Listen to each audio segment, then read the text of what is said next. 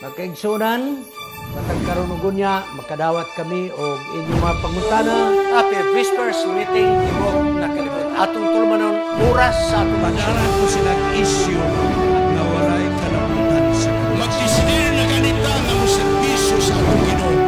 Ang yawa, mangita o pamagi, mo-offer na mura-mura po ug iya sa Diyos. Ang inahan kanya aligaran ang napulog sa mga anak. Pinako kalimutan tiyon sa Ginoo. Nga ang tanang mga kalisod iyang isukli.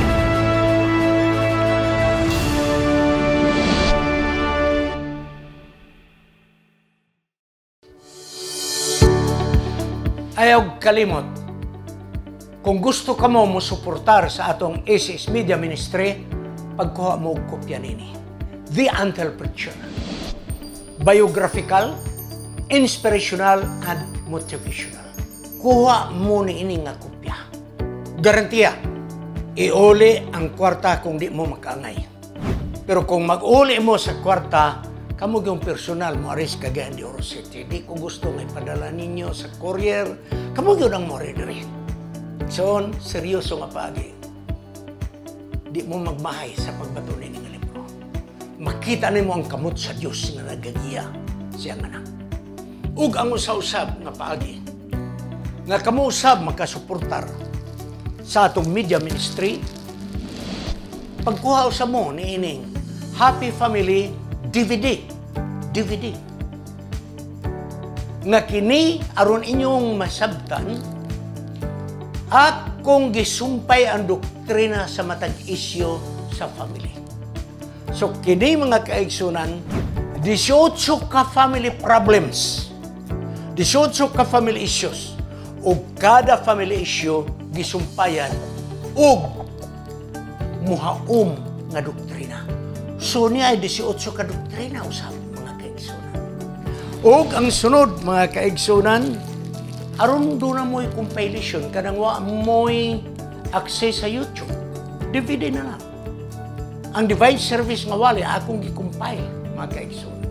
Niya din Og ang katapusan nga gusto ni promote mao ang hermeneutics. Naitay hermeneutics diha sa atong YouTube. Pero mas kumplito ni, mga kaigsunan. Kuha mo nini, tutulo, ug asa inyong gusto. Apan akong balikod. Sa matagkuha ninyo ni ining materials, gikan sa ACS Media Ministry, kamo nakasuportar sa buhat sa Ginoo. Salamat.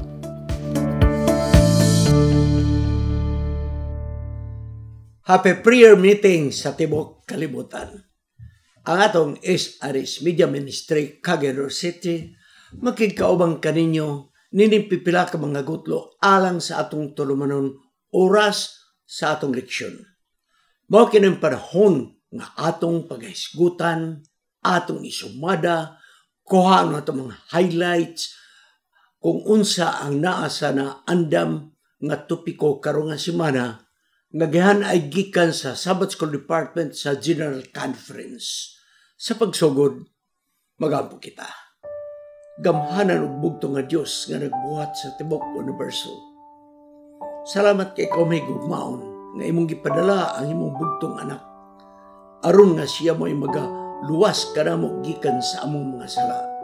Ug sa kamatayon nga Ginoo sa Kalbaryo sa krus, kami imong mga pinasaylo. O malang Espiritu ikaw mo kunsad sa tibok naong sa yuta. Aron amo masabtan ang imong mga pulong ug unya mudulot kini sa among mga kasing-kasing ug amo kining kinabuhian. Kining tanan among pagdawaton sa ngalan ni Ginoong Hesus Manluwas. Amen. Mga kaigsunan, mohatag lang kog partial report. Si Pastor Wahab gumanding katong atong gitabangan nga nangayo kog tabang gikan kaninyo bag-o lang nakagawas sa ospital. So ingno na to marang-aran na sa salamat sa Ginoo. ICU ba yun to? Unconscious na ba yun? Pero gilugwayan pag-is kinubuhi sa Diyos. Naapay plano ang ginualang kaniya. So ako nagapasalamat kaninyong tanan sa inyong mga tabang. Dako-dako baya gyud ang mga natabang nato. Nag-post ko dito sa akong Facebook ug dito naghatag kog summary. First batch kadto sa naghatag og tabang. 40,000 ang atong natigom. Mo bitaw nga dili ko ganahan nga kanang mudritso-dritso maghatag ngadto bitaw kay di ba gud matingob. Mas maayo diri sa ako kay una nato hatag kan tibuok gyud ba. Ma-budget man gud og tibuok ang kwarta. So nakapadala kita og 40 bill. Nakatabang og dako. Napag-yung second batch nga nagpadala, wala pa ko mag-report sa Facebook tungod kay wala pa makuha sa asawa nga si Ruby ang mga atong gipadala. Aduna kita gipadala nga laing salapi sa GCash nagpadala kita o sa Palawan nagpadala kita o muhatag ko ni inig sumari. Inig kadawat na ni Ruby sa maong salapi atong gipadala. Igsoon, salamat sa inyong pagtabang kang Pastor Wahab Gumanding. Ang Diyos magapanayan kaninyo. Sa pikas nga bahin, mga kaigsunan, kung nahinumdum kamo, nini nga babae, kanang naskilid, kanang tabon siyang ulo, ako manawag si Mrs. Serrano, ang background ang iyang balay. Nadtong duha ka tuig nga milabay, nangayo ako og tabang alang kaniyo tungod kay atong gibalayan si Sister Jubel, single mother, tigulang na. Tanawa ang yang original nga balay mga kaigsunan. Mao nga pagkakita nako ni nga balay, gikumot akong kasing-kasing, mao nga nangayo kog tabang gikan kaninyo. Salamat nga kita ra katigom og dako-dako nga salapi. Gani labay sa katunga sa katidad sa maong balay ang nagdonate niini mao nga saka architect nga Filipino nga tuwa karon sa Canada. Hinaututa nga naminaw siya karon. Kaya di magyo siya gusto nga ipasampit nga na okay, di na to sampiton. Na ka sa Canada hinaututa naminaw ka. So mo yang gidesign nga balay. Siya gyud mo nag-design ini. Ug ato kining gi-implement mga kaigsunan. Ug atong gitukuran og balay. Walang ko nakakuha og picture nga kanang may finishing na ni. Pero pagbalik man gud ako, ang bulak ni Jubel ni Katay na bitaw din ako ganang mukuhag picture. Napintalan na ni, na-finishingan, napintalan, unya na water tank, mga kaigsunan. Okay? So salamat kayo sa inyong tabang. Karong mga kaigsunan, bubalik kita kang Jubel. Usa ka pa na miadto siya simbahan. Wala siya moadto sa siyudad nga simbahan kay medyo may gibate iyang paglawas. Doon na may simbahan nga duol-duol ra.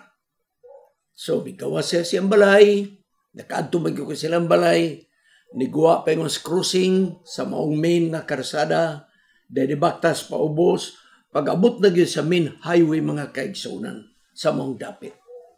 Na-outbalance ang tikang ni Jubel, Sister Jubel. Nalupog siya mga kaigsunan. Nadakdak ang iyang sampot.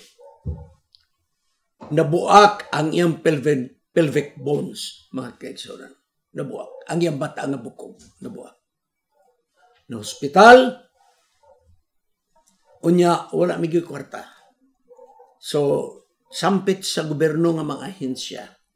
Hangtod, gisalo sa gobyerno, gisaaran siya nga i-repair ang iyang pelvic or unsa ba, replacement ba, or whatever, wala ko kay balo. Pero dunay gihulat nga usa ka ibutang siyang lawas, titanium. Pahulaton siya kay ingno nato nga wala pa moabot ang iyang turno. So sabi ninyo, 11 ka bulan naghigda si Sister Jubel sa higdaanan. 11 ka bulan. Di makabako, di makalakaw. naghulat sa titanium nga gisaad sa gobyerno. Apan salamat nga karon nagtawag siya sa akong pastor, niabot na gyud ang titanium nga ibutang sa akong batang. Operahanan ko. Pero pastor, wa gyud kwarta. Na may gyud tay kwarta gikinahanglan. Ang gobyerno mo libre wala na, pero pag ingon kini nga tambal wala diri sa ato, ikaw gyud mo palit. Busa karon mga kaigsuunan, maghangyo ako usab kaninyo sa ikaduhang higayon. Gikan ka Pastor Wahab Gumanding, ari no sab kita ka Sister Jubel, maluoy kita kaniya. Please padala ka mo og tabang. Aron nga si Sister Jubel karong Domingo, Miyerkules man ron. Karong Domingo si Sister Jubel pagaoperahan. Please padala ka mo og tabang alang kaniya. Luoy kay giyang kemtang. Ambot kisay nag-ariglar niya. Kay nag-inusara man siya sa balay. Manghinaot ako. Nga tandugon niyo mga kasing-kasing. Ato naman siyang nabalayan. Niya nadakdak yung sampot. Na buak ang yung pelvic bones. O sa mga kaigsunan. Tabangan na to si Sister Jubel. Operahanan karong Domingo. Ang gobyerno mo ay mag-opera pandunay mga incidental expenses, mga kaigsunan. Ayaw mo kapuyi, Igsoon, sa paghatag og tabang. Akong ikutlok kining usa ka quotation nga mahal sa mga katawhan sa tibuok kalibutan. Si Anne Frank nagingon, "No one has ever become poor by giving."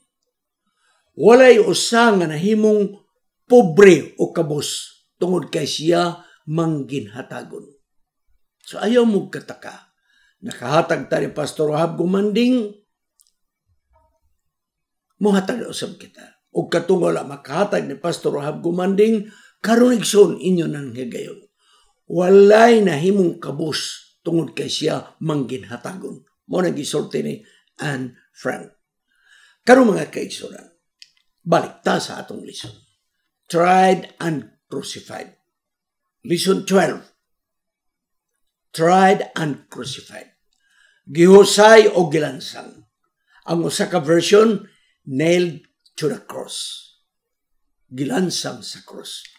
Ang teksto mga kaigsunan sa Marcos 34, nagayon din. Og sa ikatulo nga oras, si Ginoong Hesus misinggit sa makusog na tingog. Diyos ko, nganong gibiyaan mo ako nga nag-inusara. Mao ni ang sinulat ni magtutudlo Marcos. Ang Marcos 15, mugamay hato tagamay sumada. Ang Marcos Kapitulo 15, may tungod kinis paghusay kang Hesus og sa pagsintensya sa kamatayon alang kaniya. Og na-record sa Marcos Kapitulo 15 nga ang mga sundalo nagyaga-yaga kang Hesus. Gilansang siya ug unya gilubong, mga kaigsunan. Nagpadayon ang Marcos 15. Talagsaon kini nga pagkasulaton kay puno kini sa mga yaga-yaga sa mga tao. Kanang mga salit ko out bitaw nga mga sinultian. Ania, igsoon. Ang gitawag irony. Usa kini mga kaigsoon nga dunay istorya o sugilanon nga duha ang kahulugan. Duha ang kahulugan, mga kaigsoon. Kung duha ganing kahulugan, posible igsoon ang usa na kanabang salit ko out nga pagkasulti o yaga-yaga nga pagkasulti. Duha ka mga kahulugan nga wa managkauyon. Okay, wata kong sample. Pananglit, mga kaigsoon. Pananglit. Inyo kong nailhan nga kanang bugo gyud ko sa klase. Pananglitan. Ha? Dayon sa nga musulti ko, wa ta magkasinabot. Unya mo yung kaaw. Sige lang, mutuo ko rin mo kay bright manggod ka. That is an irony. Nga naman, nahibalo ang mga tao nga ako bugo. Pero gitawag ko ni mo nga sa Bright. Sige lang. Okay ra na kay Bright man ka. Oh, that's an irony. Okay? Ang tinuod, bugo ko, pero ang gisulti Bright ko, so wala managkatakdo. That's an irony. Yaga-yaga, mga kaigsoon. Kung ang usa ka sugilanong nakita nga ay ang kahulugan ang buti pasabot, o gunya, wala po masabti sa nagbuhat. Ang iyang gibuhat wa siya kasabot nga di ni Mayo. Ha? Nga siya rapod mo yung kalaglagan ni Ana. No? Pananglit. Naitawig son, inusinti nga inusinti. Huwag yun makibalo. Nigamit og droga. Huwag yun siya kibalo. Dahil gipebalo siya nga ayaw na gamita siya. Ay, muto mo Ana. No? That's an irony, mga kaigsunan. Nahibalo siya, gipasultihan siya nga muna, pero di igit siya muto. Okay, mga kaigsunan. Arita ni ining mga binaliktad o yaga-yaga nga silutan nga o sa likuot nga pagkasulti. Si Pilato nang utana kang Hesus. Okay? Ang iyang pagutana igsoon is yaga-yaga. Ang mga sundalo hilabeng katawa nagyaga-yaga gihapon. Unya sa krus ibabaw sa ulo ni Ginoong Hesus, gibutangan dito og yaga-yaga nga sinultian ang hari sa mga Hudiyo. Dayon ang mga leader sa mga Hudiyo gimo siyang katawanan. Bisan pa sa iya ng hapit nga kamatayon, gimo siyang katawanan. That is an irony, mga kaigsunan. Kining tanang mga kasakit nga nadawat ni Hesus nagapakita sa kabatuuran sa balang kasulatan kung unsa ang kahulugan siyang kamatayon alang kanato. Okay, mo data sa una nga pagtuunan. Mga kaigsunan, ang mga Hudiyo gusto nila nga si Hesus patyon. Gusto nila. Nga naman, pag-angko ni Hesus nga siya Diyos, kiniigsoon usa ka pagpaspala, blasphemy. O ang silot sa balaod sa mga Hudiyo, ang blasphemy, patay, patyon ka. Batuon, hangtod nga mamatay. Aparang problema, kay ang Israel na ilalom naman sa gahom sa Roma, ngadtong panahon na ang balaod sa mga Hudiyo, di nila maimplementar. Ang gitugutan ra sa Roman government nga ilang maimplementar ang balaod sa sanktuaryo. Apan ang civil nga panginabuhi, mga kaigsunan, ang balaod sa Roma. Ang blasphemy o pagpaspala, walay silot sa mga Romano. Wala. Busa, dili mutugot ang Roman government nga sila ang mga Hudiyo mupatay tungod sa silot sa ilang balaod. Dili. Busa, aron ato masabtan, nganong gidalaman dito nga human naman sa Sanhedrin? Okay. Kung sa Sanhedrin lang mo ipabuton, batuon si Hesus hangtod sa kamatayon. Pero dili man sila kay ang ilang balaod igsoon sa paggoberno nila wa na may epekto. So ang nagpaibabaw ang Roman government. So karon, kay dili man pwede patyon sa balaod sa Sanhedrin, gidala si Hesus ngadto kang Pilato nga mao ang Roman governor sa probinsya sa Judea. Okay? Mao na igsoon. Ano ato masabtan? Si Pilato igsoon, dili maayo nga leader, wisyo-wasy siya, padala-dala sa kuasa ang sulog, mga kaigsunan. Mo nga ang ubang mga Hudiyo naglagot kang Pilato.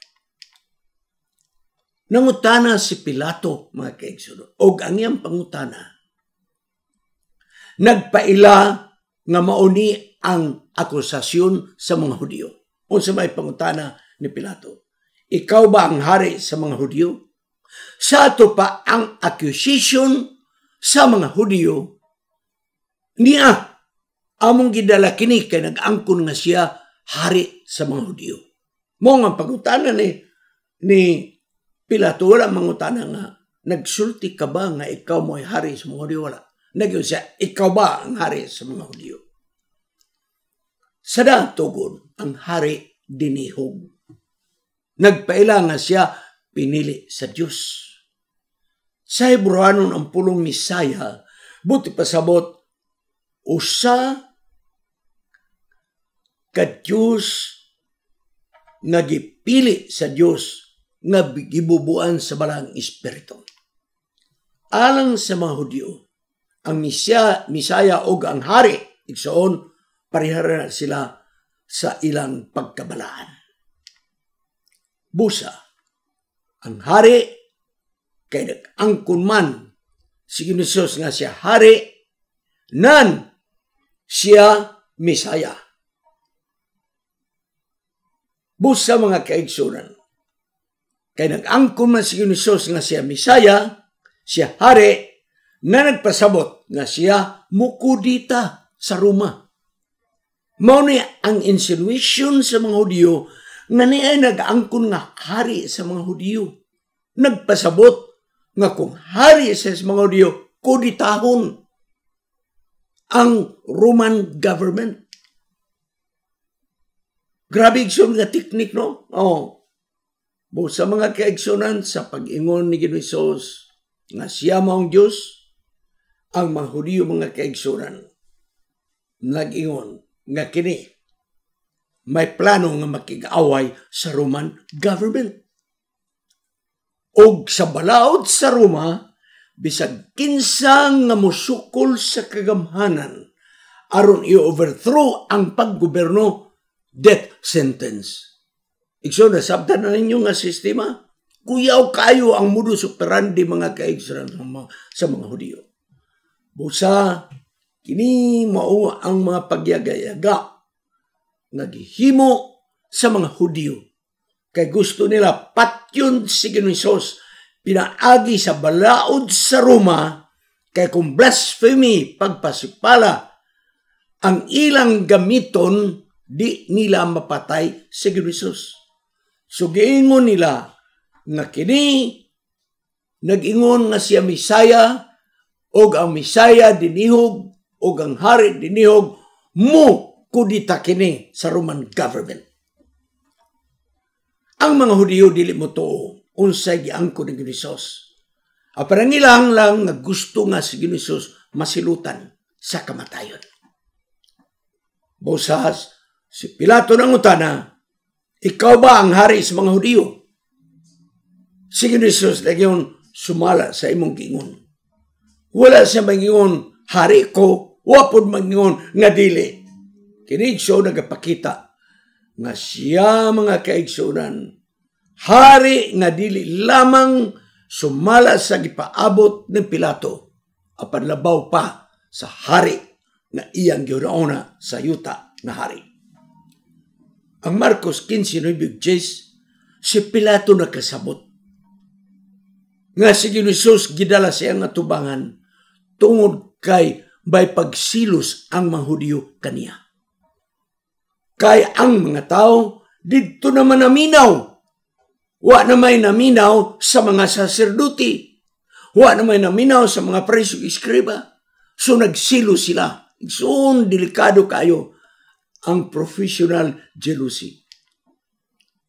Busa, nagyon si Pilato, walay sala nga ako nakita sa inyong Jesus. Wala.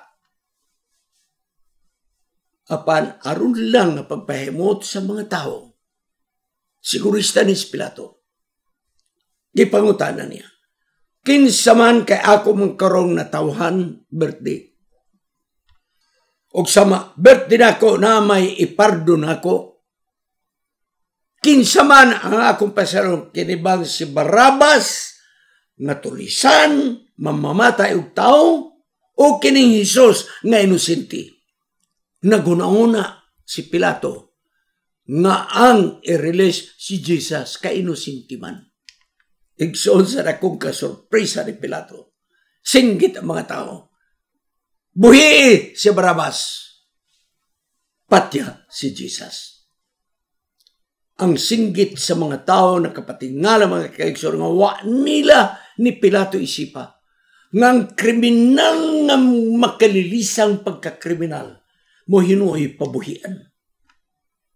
Soon, ang silot sa kamatayon sa cross, hilabihan kang ngilngig. Nasayod si Pilato, nga si Jesus inusinto niya, muagis kamatayon nga mangkalilisang.